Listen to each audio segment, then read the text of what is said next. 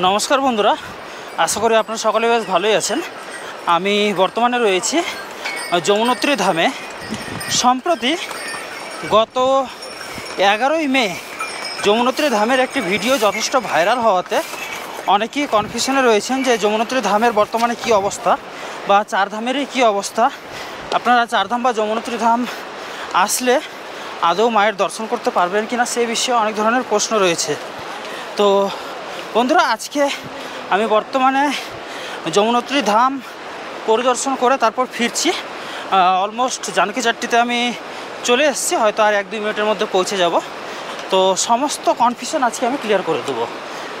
তো বন্ধুরা চলুন আপনাদের প্রশ্নের কনফিউশনটি ক্লিয়ার করা যাক। তার আগে আমি সকলকে অবশ্যই রিকোয়েস্ট করব, আপনারা যদি আমার ইউটিউব চ্যানেলে নতুন হয়ে থাকেন তাহলে চ্যানেলটিকে অবশ্যই সাবস্ক্রাইব করবেন।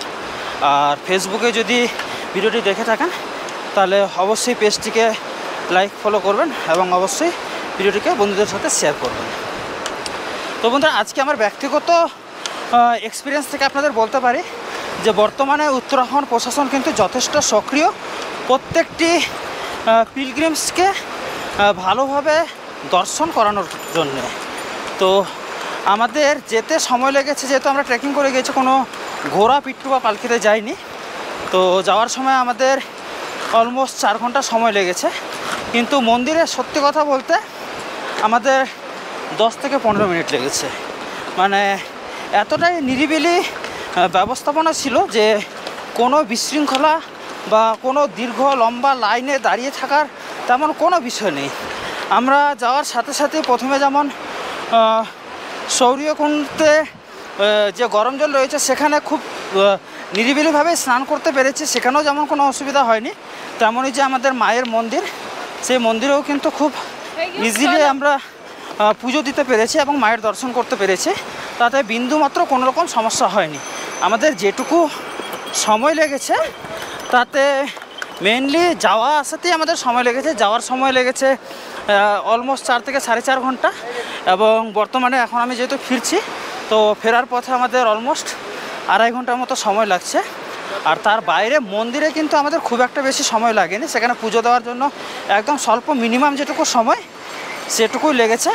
এবং মন্দির পরিসরে আপনারা ছবি, ভিডিও এই সমস্ত কিছু তোলার জন্য বা মায়ের চরণে বসে থাকার জন্য মন্দিরের বাইরে যদি আপনারা কিছুক্ষণ টাইম স্পেন্ড করতে চান তাহলে তার জন্য যেটুকু মিনিমাম সময় দরকার সেটুকুই জাস্ট লেগেছে। এর বাইরে কোনো রকম কোনো ধরনের বিন্দুমাত্র সমস্যা হয়নি।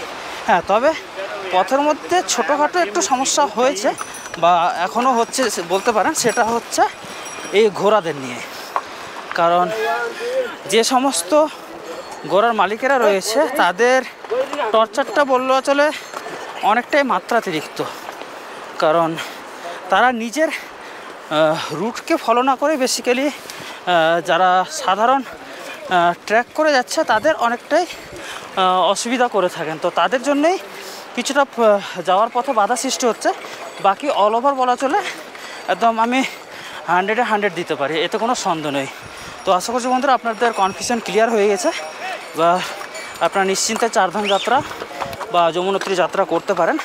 আর ইনফরমেশনটিকে ভালো লেগে থাকলে অবশ্যই বন্ধুদের সাথে শেয়ার করবেন, এই আশা রাখছি। ধন্যবাদ।